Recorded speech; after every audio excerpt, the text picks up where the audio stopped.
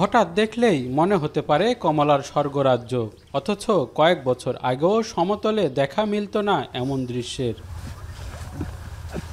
নাটোর সদর উপজেলার হালসা গ্রামের কৃষি উদ্যোক্তা আজিজুল ইসলাম কয়েক বছর আগে 3.5 বিঘা জমিতে করেছেন ছোট বা চায়না কমলার চাষ।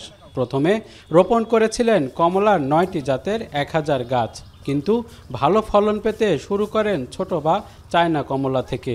এটা চায়না 3 বা নেট কমলা বা ছোট কমলা যেটাই বলি, এটা আলহামদুলিল্লাহ অনেক ভালো, কারণ এটা একটা উচ্চ মূল্যের কৃষি এবং এই আমি বাগান থেকে 200 টাকা কেজি বিক্রি করতে পারি এবং আড়তে গেলে প্রায় 7 থেকে 8 হাজার টাকা মন বিক্রি করতে পারি। দেশি বিভিন্ন ফল চাষে সমৃদ্ধ নাটোর, তবে গত কয়েক বছর ধরে কমলা, মাল্টা, আঙ্গুর, ড্রাগন, বেদানা, মালবেরি সহ নানা বিদেশি ফল চাষ করছেন স্থানীয় কৃষি উদ্যোক্তারা। তবে বিদেশি ফলের না, ভালো জাতের চারা সংকট রয়েছে। একটু গবেষণা করে সঠিক জাতগুলো যদি আমাদের মতো কৃষক লেভেলে সরবরাহ করা হয়, সেটা সরকারিভাবে হোক বেসরকারিভাবে হোক, অথেন্টিক সোর্স থেকে, তাহলে আমাদের দেশের কৃষি এগিয়ে যাবে। কৃষি মন্ত্রণালয় বা কোনো হর্টিকালচার সেন্টারে আমি দেখি নাই, নার্সারিতেও পাওয়া যায় ওনাদের কাছেও সেই জাতি। এই জাতটা তারা নিয়ে হয়তো বা এরকমভাবে গবেষণাও করে নাই, মানে আমরা কৃষকরা যা করতেছি তাই। জুস উৎপাদনের জন্য ব্যবহার করা সম্ভব, কারণ এটা ক্যারি করা অত্যন্ত কষ্টদায়ক, একটুতে এই ফলটা কিন্তু গলে যায়। তবে ছাদে যারা ছাদ বাগান করতেছে, তা আমার মনে হয় যে ছাদ বাগানে অবশ্যই মালবেরি গাছ থাকা বাধ্যতামূলক, এই জন্যই যে যদি কোনো বিনা যত্নে যদি কোনো গাছ হয়ে থাকে তাহলে সেটা হচ্ছে মালবেরি। তবে স্থানীয় হর্টিকালচার সেন্টার থেকে মানসম্মত চারা তৈরির কাজ করা হচ্ছে।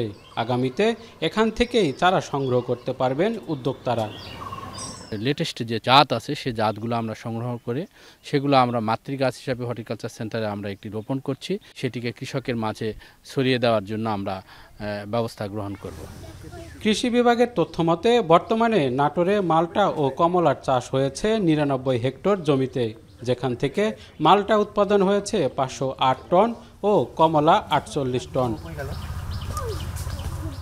বিগত 5 বছর আগেও এমন কমলা বাগান প্রত্যাশা করা বেশ কঠিন ছিল নাটোরে, কিন্তু সেই অসম্ভবকে সম্ভব করেছেন নাটোরের কৃষকরা।